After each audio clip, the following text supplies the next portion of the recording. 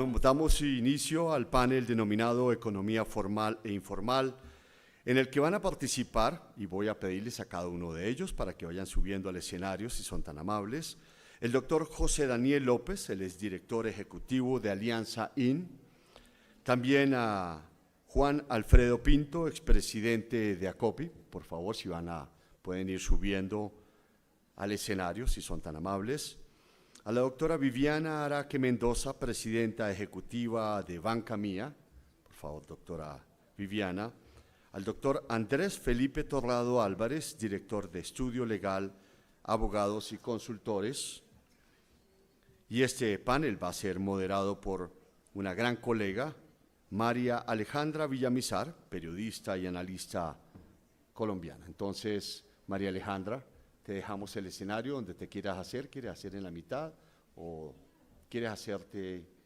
donde tú quieras?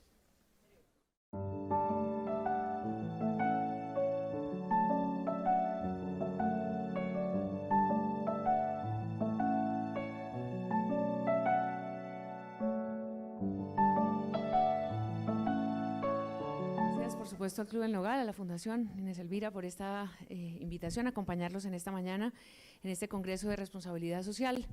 Vamos a hablar de una realidad que está dentro de nosotros permanentemente, que está en las compañías, en las empresas, en el mundo de los trabajadores, en las calles de todas las ciudades de Colombia. Estamos hablando de la informalidad y estamos hablando también, por supuesto, del trabajo decente, del trabajo formal, de la dificultad de estas economías nuestras para encontrar el equilibrio justamente entre ese desarrollo ideal para los trabajadores y para la economía y la industrialización, el crecimiento económico para darles a todos los ciudadanos las garantías y los derechos del trabajador que es como un deseo. Para esto me parece que la pregunta esencial, y ya ustedes están familiarizados con los invitados, así que me voy a permitir no ampliar mucho sobre ellos, sin embargo pues hay algunas referencias que me parece que dan algunas pistas para este panel. José Daniel López, además de ser ejecutivo de Alianza IN, pues fue representante de la Cámara en el periodo 2018-2022. Esta Alianza IN es un gremio que reúne las principales aplicaciones de tecnología e innovación, así que allí hay un reto muy grande, justamente porque la tecnología nos ha avasallado en la velocidad en la que nos demanda regular y, por supuesto, acomodarnos para lo que en el trabajo formal e informal nos está planteando.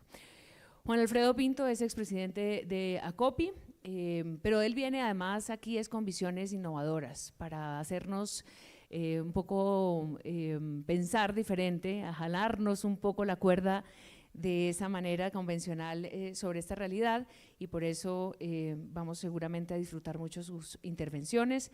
Viviana Araque Mendoza, la presidenta ejecutiva de Banca Mía.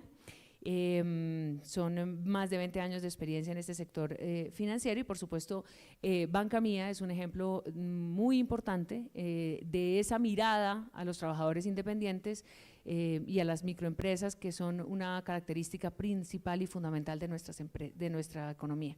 Andrés Felipe Torrado está en el sector del derecho laboral, es profesor universitario, conferencista, y nos va a dar también las luces, obviamente, de esos retos enormes que hay alrededor de este tema. Entonces, comencemos con una reflexión, pregunta, sobre los retos, que ya sabemos que son muchísimos, las oportunidades que hoy está planteando este escenario a nivel global. Además, esto no es un tema solamente colombiano, para lograr ese avance en el empleo decente. Es una palabra bastante sugerente, el empleo decente, y lograr con una seguridad social donde, como ya dijimos, hay una cantidad importante, un porcentaje muy importante de colombianos que están por fuera de esa economía formal, de ese trabajo formal, y también, por supuesto, de las novedades que hay en este terreno, las plataformas, la economía popular, que es un término que estamos apropiándonos también en nuestro nuevo lenguaje, por lo cual quisiera darle la palabra entonces, en este caso, a la doctora Araque. Adelante. Bueno, muy buenos días, muchas gracias a la Fundación El Nogal por la invitación, Inés Elvira, un gusto estar aquí con todos mis compañeros de panel. Bueno, yo en principio me referiré al mercado que conocemos desde Banca Mía, es ese mercado de microempresarios, de trabajadores por cuenta propia, que día a día se levantan con una motivación, digamos, no distinta a suplir sus propias necesidades y las de sus familias y a sacarlas adelante. Y el reto, yo creo que en términos de formalidad, y hablando un poco ya entrándonos en ese tema, parte de conocerlos y de entender sus dinámicas, de esas unidades productivas de baja escala. Cuando uno ve las cifras del DANE y encuentra que al cierre de 2022 hay más de 5.1 millones de micronegocios, y de estos el 40% se han creado porque no hay otra alternativa distinta como fuente de ingresos familiares, entiende que allí se están supliendo necesidades básicas y que allí hay una prioridad en lo que se refiere también al cómo abordar la formalidad. Y por eso es que, pues, digamos, de manera natural, ellos priorizan sobre el cómo operar en su microempresa, y seguramente el tema laboral o la formalidad laboral pues no es una de sus primeras elecciones, ¿sí? Entonces, aterrizando en eso, yo quisiera compartirles algunas ideas a partir de ese conocimiento que ya a lo largo de 15 años tenemos desde Banca Mía. Y es que hay una gran oportunidad, yo señalaría desde la política pública, para adaptarse a estas dinámicas de las unidades de baja escala, y estamos hablando de unidades que venden 3 millones de pesos al mes, 4 millones de pesos al mes, y reitero que con eso suplen sus necesidades básicas. Lo primero es que existan incentivos que permitan a ellos capturar esa capacidad de crecimiento, ¿sí?, para poder comenzar a formalizarse. Lo segundo es que esos incentivos sean graduales y que mientras que le dan posibilidades de que la microempresa vaya creciendo, pues ellos vayan también adquiriendo beneficios a partir de esa formalidad. Y lo tercero es que existan formas de trabajo flexibles y adaptativas de nuevo a esas realidades. Nosotros hablamos en Colombia muchísimo y ahora más frecuente que nunca de la economía popular, pero tenemos primero que comenzar a entender cómo se comporta esa economía popular. Sí, y yo reitero, muchos de ellos están supliendo necesidades básicas de alimentación, de hogar, servicios públicos. Pues cuando tú les hablas de formalidad, esto, digamos, lo tienen bastante lejos, digamos, de sus prioridades y de sus iniciativas. Así que la proximidad, el acercarse, digamos, y el hacer de la formalidad un beneficio tangible podría también generar en ellos mayor motivación para comenzarlo a hacer. Yo creo que se trata de entenderlos primero y luego de ir generando incentivos a lo largo de ese desarrollo productivo que van teniendo las personas. Gracias. La pregunta alrededor de la realidad que nos llegó es el emprendimiento y la independencia de los trabajadores, que ya es una realidad justamente, va más allá, digamos, de emplearse, de una economía que esté esperando simplemente que haya grandes empresas o que haya el Estado como proveedor principal de trabajo. En esto, doctor Pinto, quisiera su opinión. El país cambió, el mundo cambió, los cambios han venido, por supuesto, imponiéndonos estas nuevas realidades. Entonces, ahora todos quieren ser emprendedores, independientes, tener sus propios ingresos, aprovechar el escenario del mercado, digamos, y hay para todos, o tendríamos que tener un poquito más de industria y de trabajo y de personas que estén como trabajadoras asumiendo y recibiendo, por supuesto, su salario y sus derechos. Yo veo, digamos, un escenario en el que hay espacio para todos y hay carencias para todos. Hay restricciones de oportunidad y hay apariciones de oportunidad. Yo vengo a este panel con una gran ilusión, y es poder invitarlos a discutir sobre un debate que a mí me parece impertinente. A mí me parece que el país se metió en un debate entre formalidad e informalidad, que la informalidad se volvió como una cosa después, como desmejorada, me acuerdo un día que el Mocho Sánchez en Sábados Felices dijo, uy, más ordinario que una monjita vendiendo chance. Entonces la informalidad es como una cosa que este tipo vendiendo aguacates, no sé qué cosa, y el otro y tal.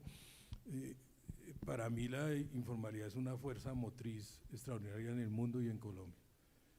Y seguir creando esa emulación entre dos universos que además son procíclicos los dos, no es cierto que uno sea procíclico y el otro anticíclico hablando macroeconómicamente, es un gran error y lo que pasa es que antes no lo podíamos resolver porque no había herramientas para resolverlo, entonces la política pública era cree instrumentos, trate de acompañar a la gente, cada vez trate de llegarle más a los que más pueda, pero nunca impactábamos las variables macroeconómicas porque está en el universo. Colombia tiene 6 millones de empresas, de esas hay 8.000 grandes, después hay 40.000 medianas, después hay 160.000 pequeñas, y después de ahí para adelante hay 400.000 microformales y 5.200.000 empresas que no tienen ni registro mercantil ni nada y funcionan, y unas son de una empresa, son autónomos, cuentapropistas,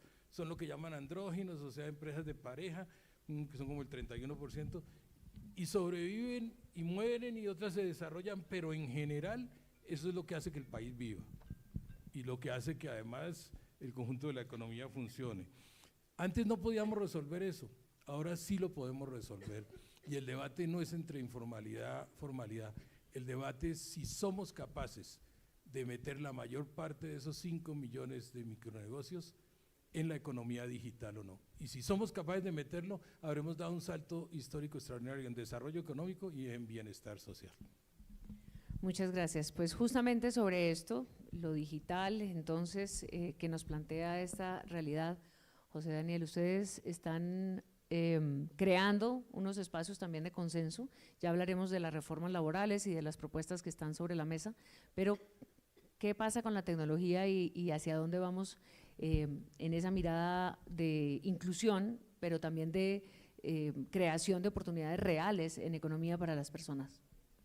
Yo creo que, María Alejandra, estamos en un panorama absolutamente novedoso. Antes le agradezco a la Fundación, a Inés Elvira, y un saludo tanto a la moderadora como a mis compañeros de panel. Creo que estamos en un momento sin precedentes que encarna el cambio del mundo del trabajo. El trabajo del siglo XXI es un trabajo sustancialmente distinto al del siglo XX. A mí siempre me gusta para estas discusiones tomar como referencia a las generaciones de las cuales hacen parte mis papás, mis tíos, que hoy tienen de 60 o 70 años para arriba.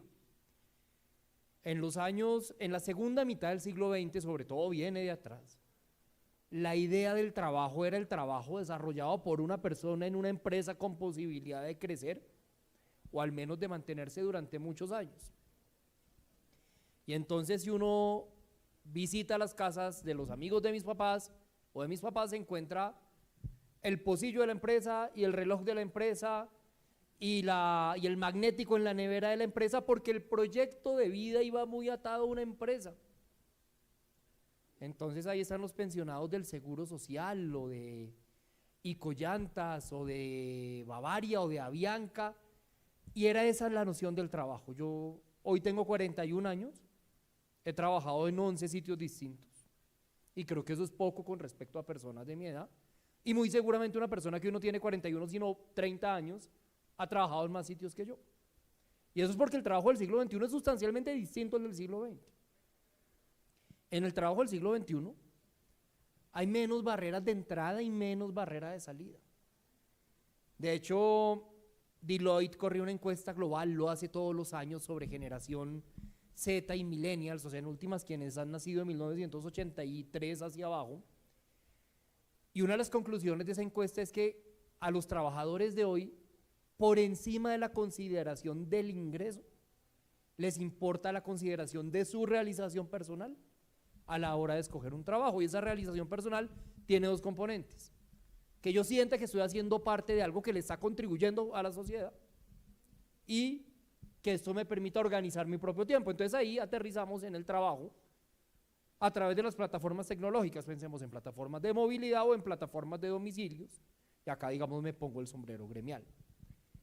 Es un trabajo también completamente distinto y seguramente lo podré desarrollar ahora con mayor profundidad, pero primero es un trabajo autogenerado.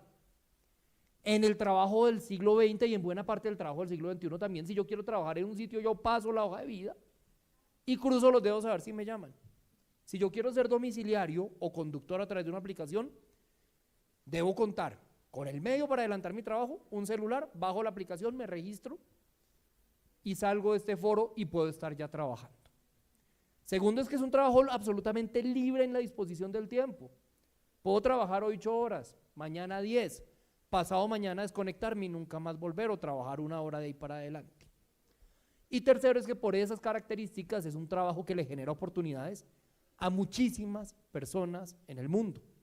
En Colombia, según un estudio de hace 2 años de FEDesarrollo, conservador para nuestro gusto, hay 200.000 personas que trabajan así. Eso es un poco menos del 1% de la fuerza laboral colombiana, en unas industrias que llegaron apenas hace 8 o 9 años al país.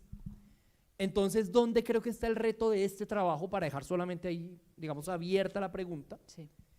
El reto, María Alejandra, está en cómo reconcebimos la formalidad y reconcebimos el derecho laboral para que se ajuste a esta realidad. Creo que uno de los grandes retos, y ya supongo que entraremos más adelante en esa discusión de la reforma laboral, y ha sido nuestra discusión permanente con la ministra del Trabajo, y se expresa en el acuerdo que logramos con el gobierno, es que uno no debe meter la realidad económica y social del siglo XXI a la brava en las categorías del siglo XX, sino que uno debe regular, legislar, proceso mucho más lento, más complejo. Estuve en el Congreso para poderlo traer en el 2023 a realidades que son distintas y que eran imprevisibles cuando se adelantó el marco regulatorio que tenemos hoy. Pues entonces estamos hablando de normas y de escenarios ya laborales desde nuestra propia legislación y de nuestro propio entorno. Hablemos justamente, doctor Toranto, desde esto y adelantémonos, si se quiere, a este asunto de la reforma laboral ya para entrar en materia de lo que puede ser esta propuesta inicial y del debate que se está dando. Bueno, buenos días a todos, mil gracias. Mil gracias por la invitación y el espacio para escuchar la perspectiva que tenemos de estos temas. Pues lo primero que yo comentaría es que esto hay que conectarlo naturalmente con la temática que estamos hablando, formalidad e informalidad. Desde esa perspectiva uno puede ver la reforma laboral con suficiente claridad. Yo recojo todos los comentarios que se han hecho. No se puede ver de manera peyorativa el mercado informal por el hecho de ser informal, porque de hecho esa es la actividad económica predominante si uno mira las estadísticas de lo que es el colombiano promedio. Es decir, el colombiano promedio no trabaja en una empresa, menos de la mitad de la gente que está en una edad económicamente activa está con una seguridad social formal pagada por un empleador en el marco de una relación laboral. Eso es cerca del 42% apenas de las personas que están económicamente activas, que tienen una actividad que les supone unos ingresos. Pero sí hay una problemática en donde la reforma laboral es muy relevante. La informalidad en un país como Colombia tiene unos aspectos que deben ser alineados, corregidos o atendidos desde las políticas públicas, por lo menos por 3 motivos. 1, el laboral, que ya lo voy a entrar a comentar. 2, el tributario. Y 3, el de seguridad social. El laboral, porque el derecho laboral son las formas, son las reglas, las disposiciones de interacción humana en el momento en que organizamos unidades productivas para poder generar prosperidad económica y, si se quiere, también social. Desde lo tributario, porque el recaudo fiscal formal es la verdadera y predominante forma de nutrir los ingresos del Estado. El Estado produce muy pocas cosas y predominantemente vive de lo que nosotros pagamos de impuestos, renta, IVA, pero además, que son los impuestos por los que más se recauda, pero además de eso, de los empréstitos internacionales. Y en tercer lugar, la seguridad social. La informalidad, como se ha dejado funcionar en Colombia, ha sido ajena al esquema de seguridad social colombiano. Colombia es un país con un sistema de seguridad social excelentemente bien pensado, aceptablemente aterrizado, pero desconectado un poco con estas actividades informales. En consecuencia de eso, se da la vuelta y es un país que mira con muchas pretensiones la seguridad social en salud y las pensiones. Todos queremos que todo nos lo pague el Estado, pero no somos conscientes de que no tenemos los recursos para eso. Colombia, voy a lanzar una frase que si quieren debería ser lapidaria, Colombia no tiene la plata para pagar el sistema de salud que pretende, ni tiene los recursos visto en un esquema riguroso, o el sistema para pagarse las pensiones que quiere tener, tampoco, ¿sí? Y así sucesivamente. Todo eso gira en torno también a la relación laboral a la que la última reforma tributaria, la ley 2277 de noviembre del año pasado, le dijo: ustedes, las personas que ganan más de 10 millones de pesos, tienen que poner más plata para el situado fiscal. Ahora entremos en materia en la reforma laboral. Voy a ser absolutamente sintético. Hay 4 focos de entendimiento de lo que es la reforma laboral, ¿sí? Y es difícil depurar esto porque están entreveradas, si vale la expresión, las temáticas en la propuesta de reforma. Nosotros tenemos un sistema laboral de 1950. El sistema laboral nuestro está construido sobre criterios que se empezaron a discutir más o menos en Colombia en 1928 y ha tenido, sí, varios ajustes legales, muchos ajustes jurisprudenciales, y funciona aceptablemente. Lo que implicaría la reforma laboral sería volver a lo que teníamos, a lo que se estaba experimentando y ni siquiera triunfó como proyecto económico hace 40 o 50 años. Los países del norte de Europa, que siempre han sido el referente conceptual que hemos perseguido sin perjuicio de que en realidad siempre adaptamos lo que hace España, esos países, este tipo de discusiones la tuvieron en los 60s, compraron la idea, y en los 80s y 90s se salieron de esa idea, ¿sí? Y se entendió que para que un país funcione bien debe existir un estado de bienestar moderado, y eso debe notarse en las normas laborales. 4 temas básicos en la normativa laboral que se quieren modificar. 1, la parte contractual. Se quiere rigurizar, si es que la expresión es castiza, las relaciones contractuales, ¿sí? Es decir, los contratos a corto plazo serían más difíciles de suscribir, y eso naturalmente le quita un poco de margen a las libertades económicas. Tema número 2, el tema, digámoslo así, de estabilidad laboral, ¿sí? Hay una, digámoslo así, ley o hay una forma velada, si se quiere, de propuesta en la que se persigue que los jueces laborales puedan llegar a interpretar que en Colombia existe una estabilidad laboral absoluta, y eso es inconveniente para el sistema económico, ¿sí? Yo personalmente tengo muchos reparos ontológicos, legales, macroeconómicos, si se quiere, a lo que significa ese paso que se quiere dar a través de la modificación de 2 normas, el 46 y el 64 del Código Sustantivo del Trabajo, en los que se dice el contrato de trabajo solamente se podría terminar por las justas causas legales, y quitan como una justa causa legal reconocida el rompimiento contractual del empleador. El tercer tema es el de las, digámoslo así, el de las protecciones legales y la modernización de la relación laboral, pero eso se produjo en un sentido, a mi juicio, muy contrario a lo que conviene. Está el tema de plataformas digitales, ya se mencionó. Por lo menos ya se abandonó la idea de que tengan sí o sí que ser en el marco de una relación laboral, y adicionalmente a eso hay otros temas de descarbonización que a mi juicio son muy sensibles y que se están viendo con una óptica un poco radical. Y finalmente, la reforma laboral de lo colectivo, que cambiaría el mundo de las relaciones laborales como las conocemos, pero de eso, para terminar, lo voy a sintetizar en una sola idea, y es: si en el mundo de lo colectivo fortalecemos demasiado una de las 2 partes que ocasionalmente entran en un conflicto económico, pues los conflictos se van a exacerbar y no se van a resolver. Nosotros estamos mirando en un sentido opuesto al que el sentido común dice, y lo que pasa es que estamos, digámoslo así, si se quiere, idolatrando las formas de negociación colectiva, y eso en realidad hay que desescalarlo.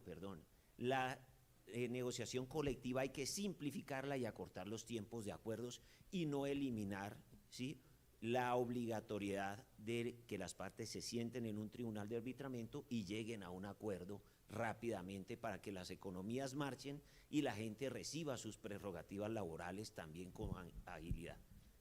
Excúsame la demora. No, muy bien, porque además esto nos da el marco para seguir este debate. ¿Qué hacemos entonces ante esta reforma que no solamente es tan puntual en temas concretos como nos acaba de decir el doctor Torrado, sino que tiene un símbolo, un entorno simbólico, digamos, y coyuntural muy importante, doctor Pinto?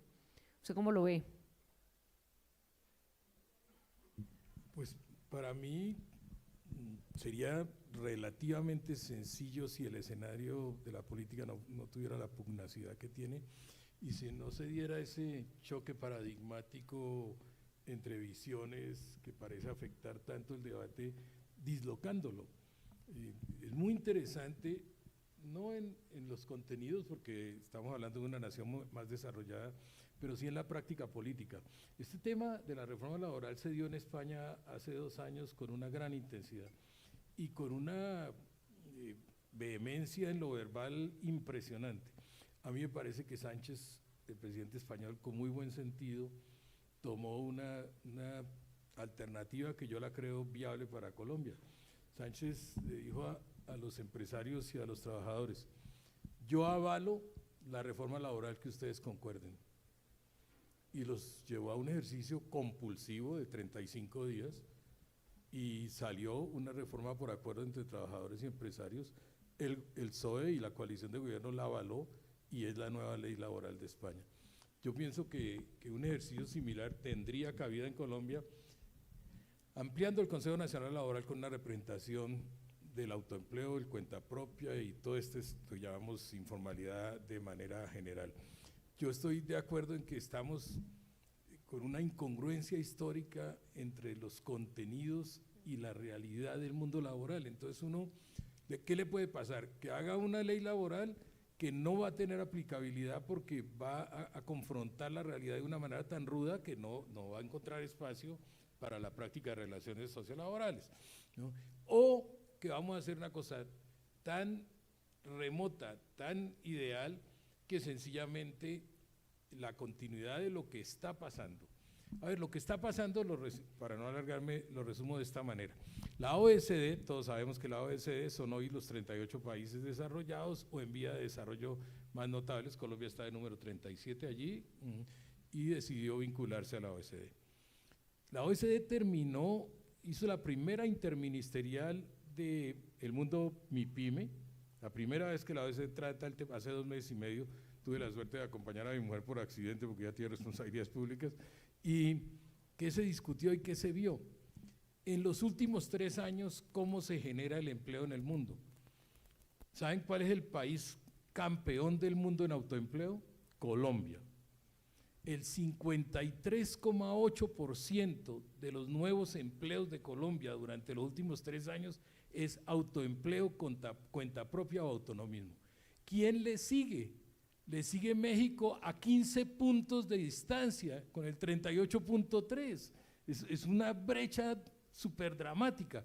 Y entonces nosotros nos seguimos diciendo mentiras, que el empleo se genera en una construcción temática llena de idealizaciones, cuando todos sabemos que hay una inecuación que hace que ser informal en Colombia sea mejor negocio que ser formal. Y entonces estamos en un mundo de teorizaciones para armar en la base de la legalidad que no se corresponde con esa materia. Sugeriría yo en materia laboral un fast track de tipo de concertación en ruta fast track, incluyendo algunos voceros de ese sector no representado en el Consejo Nacional Laboral, para que el gobierno pudiera avalar y tuviéramos preguntaron a Kierkegaard curiosamente en Caracas un día, ¿qué es ser contemporáneo? Pregunta el filósofo, y el filósofo contesta, ser contemporáneo es tener una alta correlación con el sentido de la historia. Pues nosotros no estamos teniendo una buena correlación con el sentido de la historia, tratando de hacer reformas donde cada quien está pensando en la mezquindad de sus intereses de corto plazo y donde no hay una tabla de convergencia. Entonces creo en eso y me reservo, seguramente para la última intervención, para contarles lo que estoy haciendo, que nació aquí en El Nogal. Hace 4 meses estaba lanzando mi último libro aquí en este salón en El Nogal y mi editor se llama Juan David Correa y era el director literario de Planeta. Y entonces vino un incidente con una periodista barranquillera, todos sabemos, la censura, el tema de los char, la cosa, y desde la matriz pues ordenaron censurar eso, él quedó atrapado con mucha dignidad, renunció, y Petro lo recogió y lo nombró ministro de Cultura. Y a mí habíamos trabajado 6 meses juntos 2 veces por semana porque él decidió ser editor de mi libro, y entonces me llamó y me dijo, ¿por qué no me ayuda, que usted el que sabe ha hecho toda la cosa de pyme en este país y no sé qué, y usted sabe cómo es lo de economía popular? Y le dije, es que yo no estoy buscando trabajo y yo no puedo cobrar sueldo ya. Entonces me dijo, no importa, véngase el lunes. Y el lunes llegué y me dijo, me toca ponerle algo de sueldo porque si usted llega a caer en una escalera aquí me lo cobran como si estuviera nuevo, y fíjense que estoy con estas gafas de Chepito porque estoy saliendo de un posquirúrgico de retina. Y entonces me dice, venga, y nos pusimos a trabajar. ¿Y qué vamos a hacer? Encontré una mina, 140.900 artistas de Colombia, agentes culturales, termino con esto. No, es que quiero que retomemos ese tema más en adelante, porque me parece muy interesante. Tienen un registro y vamos a crear una tarjeta de afinidad para darles vía economía digital, seguridad social, protección, amparo, oportunidad, conectividad y transacciones en línea. Eso es más contemporáneo que hablar sobre ideales de política laboral. Sí, porque además en el sector cultura se asume que esa individualidad es parte del espíritu bohemio, ¿no? Como son independientes porque son artistas, eso es otro rollo. Vamos a hacer ese salto, que yo también creo que es la reflexión, es de qué manera, a qué velocidad damos el salto para ponernos al día con el mundo en nuestra legislación, y por supuesto que corresponda también a las necesidades económicas dentro de la bancarización, que además hay un peso muy grande, la gente no está bancarizada, no le gusta el banco, todo ese trabajo que ustedes hacen frente a la economía popular y de esos microproyectos que son tan importantes y vitales para tantas familias, ¿hay posibilidad de dar ese salto? O sea, ¿ya estamos en el futuro en Bancamía o estamos todavía subiendo los escalones? Yo creo que lo que le propone Bancamía a los microempresarios justamente es un modelo progresivo. ¿Sí? Es decir, que poco a poco vayan reconociendo en la medida en que van teniendo capacidad de crecimiento, vayan también apropiándose de esos temas de formalidad, que en todo caso son muy difíciles, porque incluso lo que hemos visto es que creciendo, y aquellos que nosotros vamos segmentando y vamos encontrando, digamos, con mejores indicadores de ventas, de activos, deciden o le dan el no a la formalidad. Y es que allí es donde encontramos muy desconectado lo que hoy está planteado como formalidad, el camino de formalidad versus la realidad. La mayor parte de nuestros clientes en Bancamía hoy pertenecen al régimen subsidiado, y es el camino para ellos más sencillo y más fácil de acceder, por ejemplo, a un sistema de salud, ¿sí? La encuesta del DANE refleja también que más de 6.800.000 personas que viven de los micronegocios, bien sea porque son propietarios o porque son empleados, solo de ellos el 12% realiza algún aporte al sistema de seguridad social, sea en salud o pensión o las dos. Entonces uno dice, ¿y qué pasa con el 88% restante? Pues el 88% restante reflejan incluso la realidad de lo que hoy vivimos en Bancamía, y es que han elegido el régimen subsidiado y han elegido el camino de la informalidad como aquel que les resulta mejor, más atractivo, más sencillo también, y lo que garantizan en términos de formalidad es la operación de su negocio, de su unidad productiva. Y me refiero a si tienen un establecimiento de alimentos, pues sanidad, lo básico, que les permita a ellos operar así sea puerta cerrada o puerta abierta. De manera que hay que concebir y hay que entender primero que la formalidad tiene diferentes dimensiones, ¿sí? Entonces, una es que uno no podría llamar a todo el mundo informal, ejemplo, los micronegocios, si tienen sanidad y haya pasado la Secretaría de Salud distrital o municipal y les ha dado el check para que funcionen. Otra cosa es que sus relaciones laborales surtan el proceso que hoy tiene establecido el Estado para que se vuelvan formales. Pero ¿quién va a volver formal, digamos, un empleo que requiere muchas veces solo por horas, por ejemplo, o que requiere solo por ciertos ciclos de su negocio? Yo celebro una parte, digamos, de la reforma que plantea el tema del jornal en el agro y que permite de alguna manera formalizar allí un pago, y eso está perfecto porque eso reconoce el ciclo productivo del agro. O sea, yo no necesito tener empleados durante toda la vigencia de mi cultivo, solo lo necesito para cuando exista ya, o sea, se dé la cosecha. ¿Qué sucede entonces en el ámbito urbano?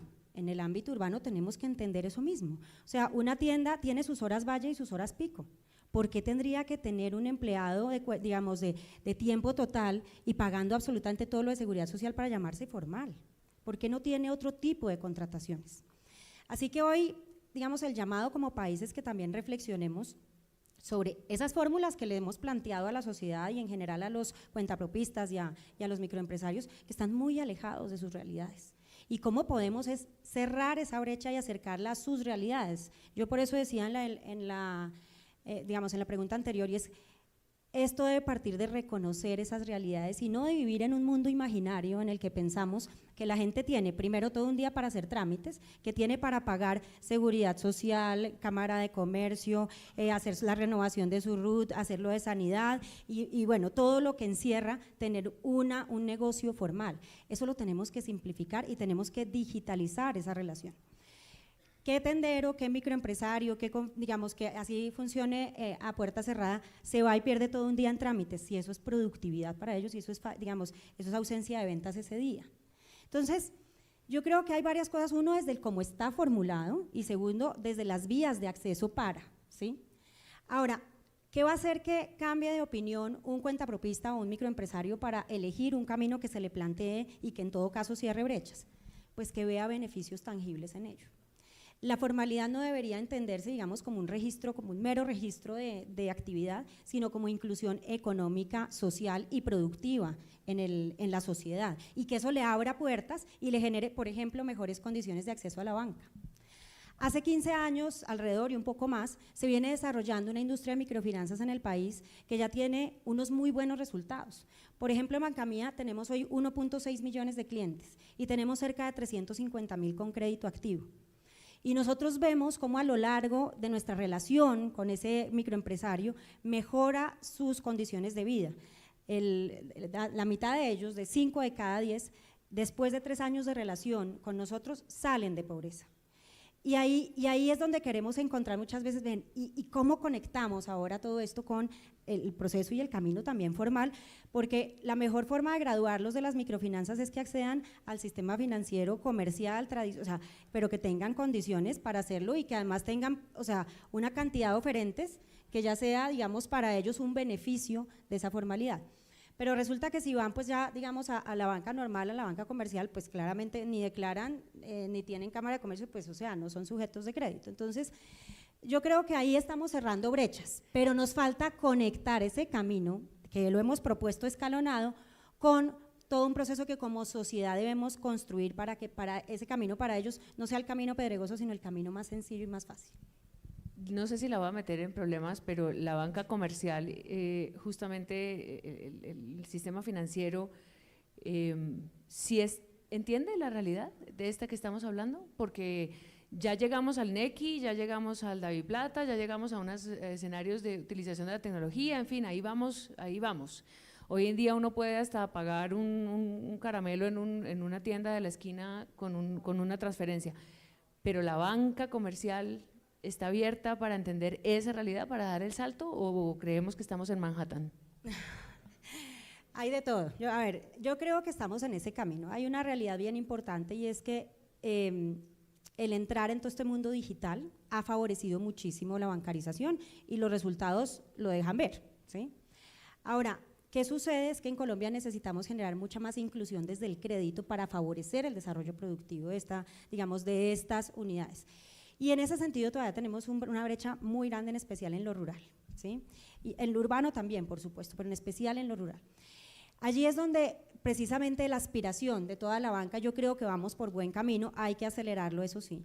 Y es que toda esa interacción de estos usuarios con las billeteras y con todos los mundos digitales nos deberían dar la información suficiente para tomar decisiones, ¿sí? Y eso sumado a que sea formal, informal, eso al final, digamos, yo creo que ya de eso nos hemos venido desapegando mucho, damos cuenta de eso precisamente desde entidades como Banca Mía, en donde generamos crédito indiferentemente de que el señor sea hoy vendedor ambulante y lo referenciamos con los vecinos a ver si lo conocen. O sea, esa es la forma nuestra de dar crédito, no es ni siquiera con un papel. Entonces, yo lo que creo es que vamos hacia ese camino. Hay varios proyectos en los que tenemos muchísima fe, porque en toda la industria financiera en general vemos el sistema de pagos inmediatos del Banco de la República, el tema del Open Data, como habilitadores para que eso pueda ocurrir más rápido.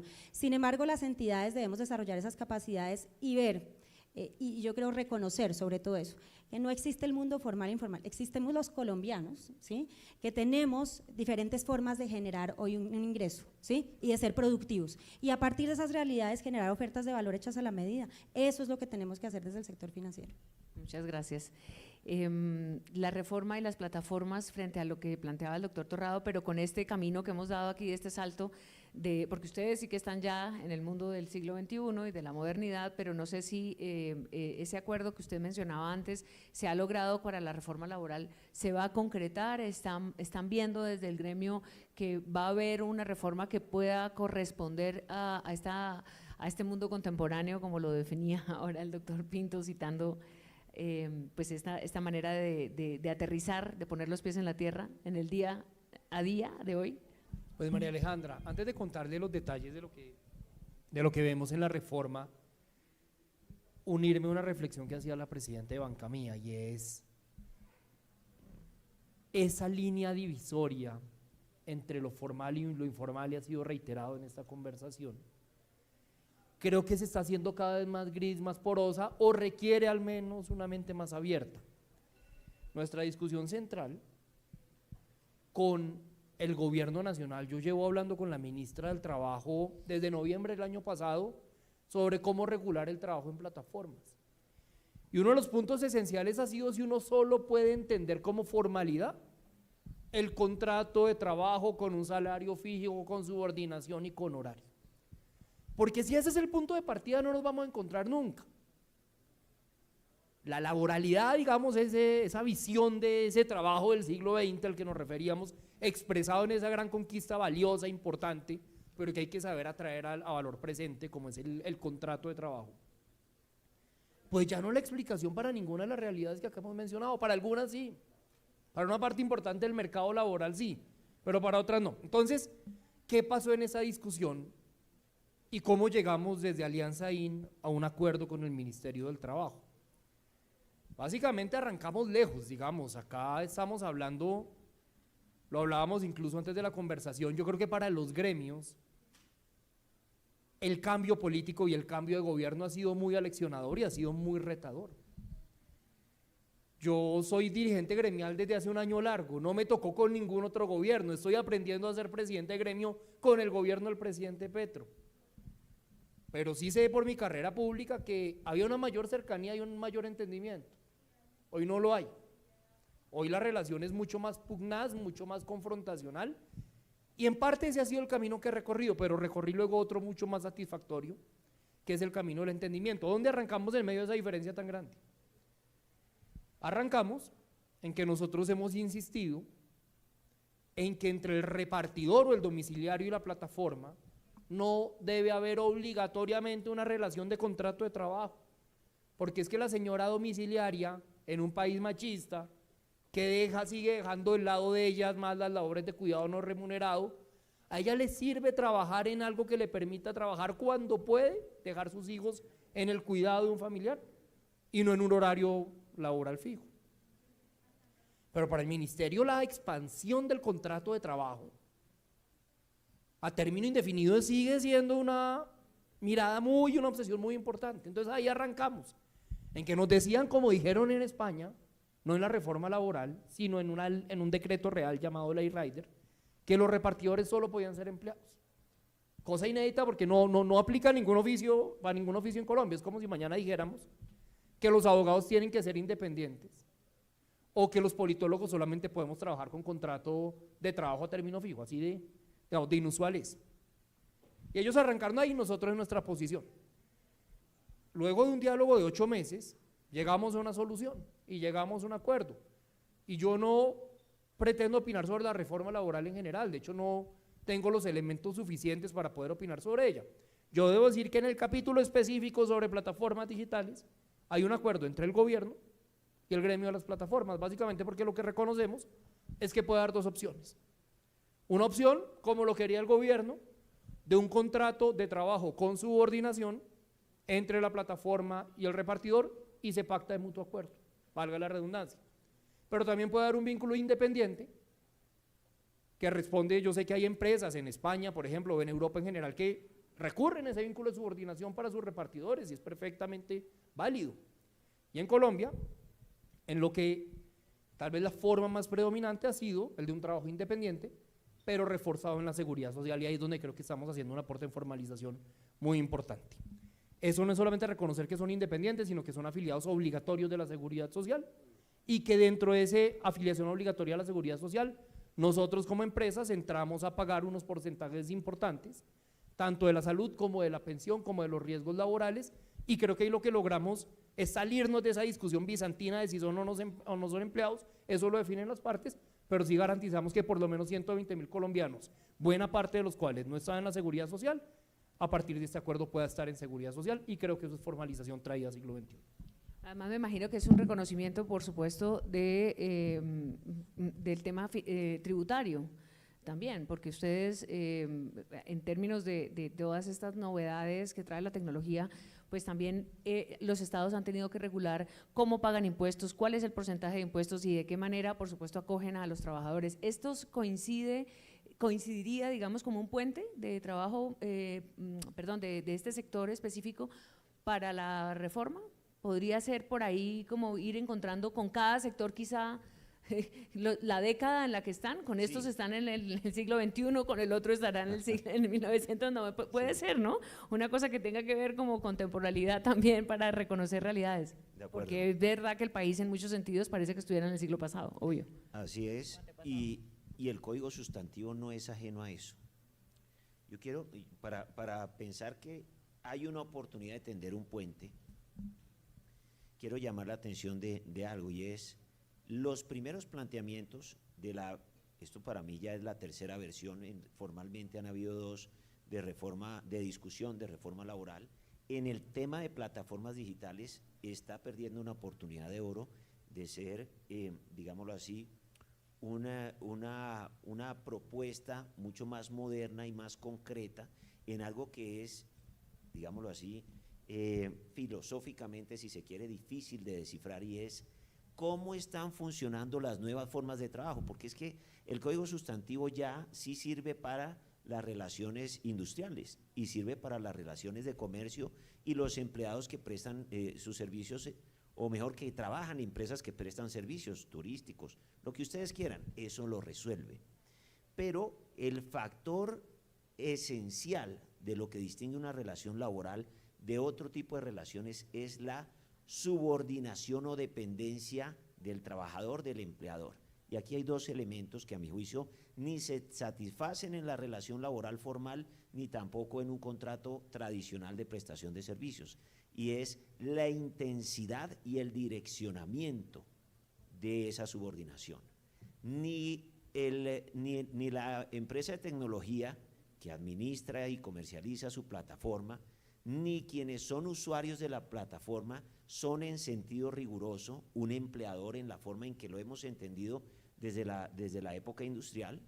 Y ahí está el tema del direccionamiento de la subordinación. No hay una subordinación unipolar, y tampoco hay una subordinación intensa en el sentido de la relación laboral tradicional. Es que en la relación laboral tradicional hay que decir algo que es muy importante técnicamente desde lo jurídico, y es esa subordinación y dependencia me permite a mí decidir cómo, cuándo y dónde yo voy a mandar a los trabajadores a que hagan el trabajo visto desde la perspectiva del empleador, y si no lo hacen puedo ejercer la función disciplinaria e incluso puedo romper el contrato laboral.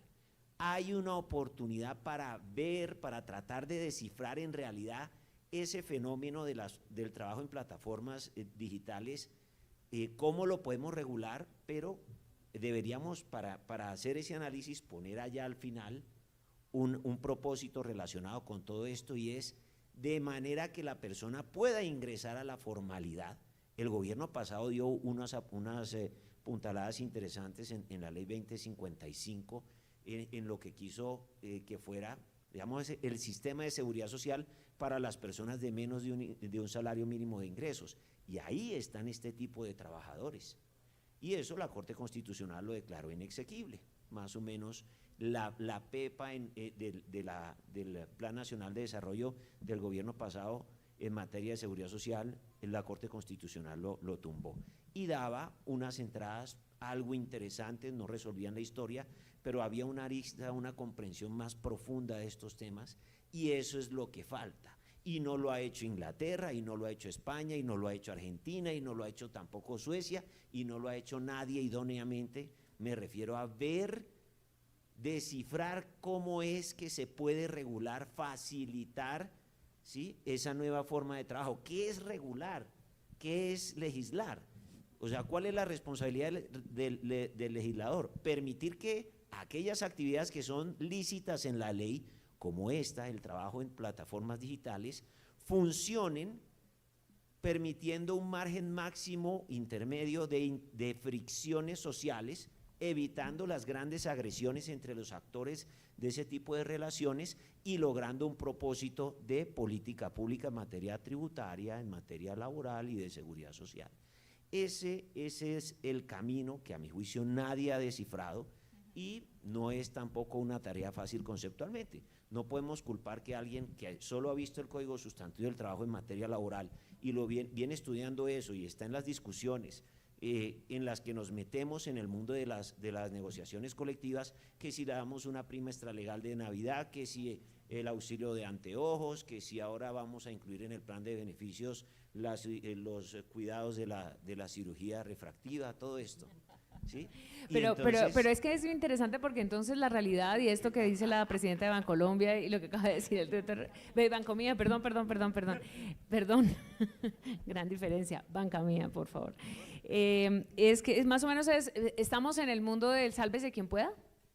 Vamos a tener que tener unas bases mínimas, unos consensos mínimos de trabaje como pueda, gane como pueda, viva con el trabajo, pero con unas bases mínimas de consenso frente a los impuestos. Usted gana, pero pague algo al Estado, es decir, como ese tipo de caminos, pues por supuesto estoy llevando a casi que a la caricatura semejante tema tan complejo, pero hace digamos, gala un poco de la complejidad del panorama. Sí. No puede ser una especie de anarquía generalizada para el trabajo, pero sí tiene que hacer un reconocimiento. ¿Qué tanto de transformación, digamos, conceptual y cultural puede venir de la mano de un país que de verdad tiene pues todavía esas brechas, ¿no? De entender la banca como una banca de oportunidades, de entender las plataformas digitales como la modernidad, de entender que tiene que cumplir la ley y de alguna manera también pues de acomodarse a la coyuntura, pues al mundo contemporáneo? Bueno, yo por creo ahí, que, por aquí. Exacto. Yo creo que estamos tratando de arreglar un motor moderno con un palo que encontramos en la carretera. Más o menos es una analogía razonable. Estamos utilizando una herramienta anacrónica para un problema que le sobrevino no a Colombia, a todo el mundo, en un contexto que no se ha querido entender desde el punto de vista de los fenómenos legislativos. Pero ese no es un problema colombiano, ese es un problema de varias legislaciones. La discusión alrededor del trabajo en las plataformas digitales ha sido aquí y en Inglaterra y en España y en casi todas partes si es una relación laboral tradicional o no. Desde luego que no lo es, desde ningún punto de vista. Las características, propósitos, todo es totalmente distinto. ¿Sí? Y si no vamos, esta es la respuesta concreta, si no vamos a reconocer, si no somos todavía capaces de descifrar cuál es el camino correcto para regularla, por lo menos pongamos un estándar laxo para que ese tipo de economías funcionen, evitando la pauperización de las condiciones de trabajo, pero poniendo unos estándares razonables, no un rigor excesivo a una cosa que, de hecho, insisto, no entendemos suficientemente. Sí, adelante. Un comentario muy rápido, o dos comentarios. Primero, justamente en el Reino Unido, a través de la definición de la figura de workers o de la parasubordinación italiana, pensando incluso más allá del trabajo en plataformas, se está cuestionando la idea de si esas dos categorías tradicionales, el contrato de trabajo con subordinación o el contrato independiente, resuelven situaciones en donde esa línea divisoria se vuelve un poco más gris y un poco más matizada. Y yo sí creo que el hecho de reconocer dentro de esta propuesta, digamos que surge esencialmente la propuesta de la industria, que pueden existir los dos caminos, porque incluso en el camino de la independencia hay que lograr para este caso una mayor protección y un mayor aseguramiento en el sistema general de salud, pensión y riesgos laborales. Pues en última, si es un camino a través del cual la legislación, si esa fuera la decisión del Congreso, empieza a incorporar esas terceras vías, esos matices y esa necesidad de innovar regulatoriamente. Lo segundo es que yo, digamos, esto sí es una convicción personal. Al final del día, cuando uno se mete en estas discusiones sobre sacar adelante leyes, sobre sacar adelante o no reformas, el sentido ético de hacer eso es ayudar a que las personas que están afuera vivan mejor. Y sin entrar acá en una discusión que es mucho más profunda sobre la reforma laboral, si solamente el Congreso decidiera acoger la propuesta que en acuerdo en un país en donde acordar es mucho más difícil que no estar de acuerdo en un país que necesita más puentes, si solo aceptara el Congreso la idea de protección en seguridad social de los repartidores y permitir que más de 100.000 personas vivan mejor, a partir de eso, bienvenida a la discusión jurídica, pero yo creo que eso es lo que paga la boleta. Muchas gracias, que Rafael ya llegó a decirnos que se acabó el tiempo. Presidenta de Bancamía, con mis excusas de nuevo está elevada. Yo simplemente cierro diciendo, o sea, llamando a la reflexión, ¿qué tal si dejamos de pensar en que la economía popular, la otra la formal, la informal, sino la economía productiva en nuestro país? ¿Y qué tal si nos acercamos a entenderla muy bien y a trazar ese puente que se requiere, reflejando las realidades de esa economía dentro de la regla o dentro de la forma, para llevarlos a qué? A un mejor futuro que sea tangible y no solo que sea un registro y genere una erogación para ellos que al final les signifique un menor ingreso.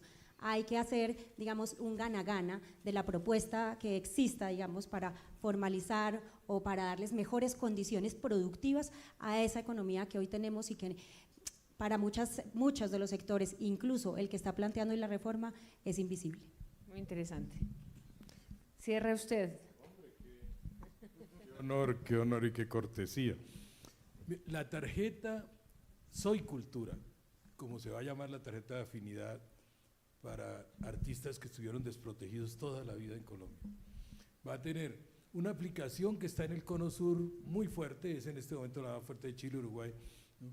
Con $1 por mes, le vamos a dar 24/7, ambulancia, consulta de médico general en un triage inicial, si no consulta con especialista virtual, le vamos a dar apoyo psicológico en familia y le vamos a dar inbound, outbound, mensajes de medicina preventiva a todos los artistas y gestores culturales del país. Va a tener, espero que además después de esta reunión gane el logo de Bancamía para la tarjeta de los artistas colombianos, pero va a tener por ahora el del Banco Agrario y va a tener el de otra estructura financiera, va a tener efectivamente transacciones en línea, va a tener provisión de instrumentos musicales, partituras, facilitaciones para escritores, software para ese tipo de cosas, va a tener una cantidad una batería de 8 a 10 servicios institucionales.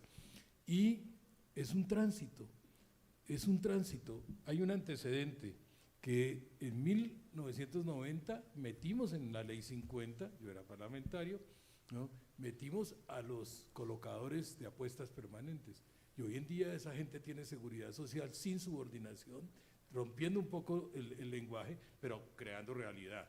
Yo creo que esa es la ruta. Esto no es de buenos y malos, esto no es de análisis maniqueo, es de interpretar el momento histórico y el desafío social que tenemos. Quiero celebrar el espíritu y la conducción del panel supremamente didáctico y útil.